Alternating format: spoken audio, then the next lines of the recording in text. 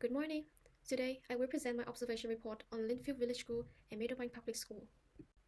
In this report, I will analyze how classroom setup and teaching strategies influence student attention and engagement, compare the engagement behaviors between two different students, and identify the most effective strategy that I will incorporate into my future teaching practice.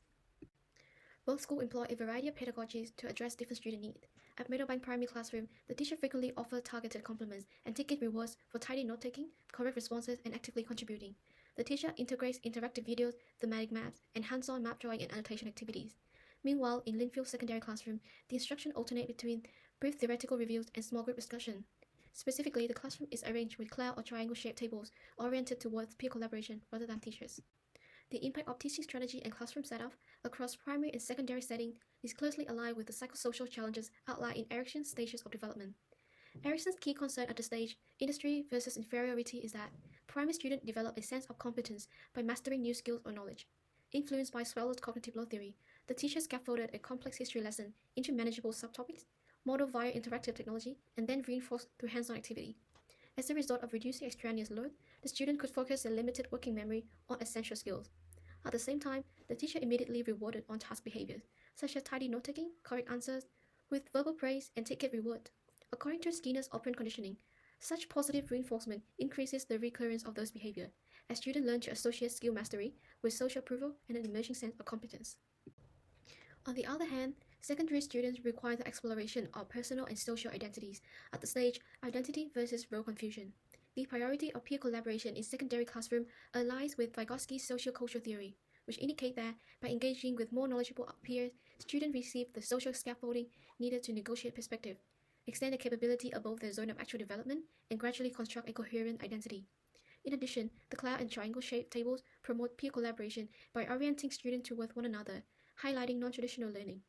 In conclusion, despite their divergent strategy, both classrooms share the goal of optimizing learning outcomes and supporting students in different psychosocial development. Moving on, I will compare the student engagement behaviors in secondary classroom. The first student demonstrates silent yet sustained attention during the teacher-led discussion. Although they rarely contributed to the discussion, I could observe their focus on the teacher lecturings and diligent note-taking occur throughout the lessons. These behaviors align closely with Bandura's social learning. The student learning primarily occurs through observing the teacher and peers, organizing the information, and reproducing their independent understanding. Although this process reflects a deep cognitive engagement and active internal learning, the quiet embodiment of learning is often misinterpreted as disengagement. Moreover, according to Skinner's operant conditioning, the student diligent note-taking may have been frequently reinforced by positive feedback. In particular, at the end of that lesson, the teacher praised the student workbook and presented them to the class as an example of high-quality work. In contrast, the second student exhibits more active but inconsistent attention during the lesson. The student fidgeted, chatted to their peers, and stood up many times in the lesson. However, as the lesson shifted to an open-ended research task on a favorite mammal, I noticed a shift in their engagement, such as deep focus, still body, and insightful question given to the teacher. According to Deci and Ryan's self-determination theory, this task had fulfilled the student's psychosocial needs in autonomy, competence, and relatedness, and the prior fidgeting reflects unfulfilled motivation needs rather than a learning deficit.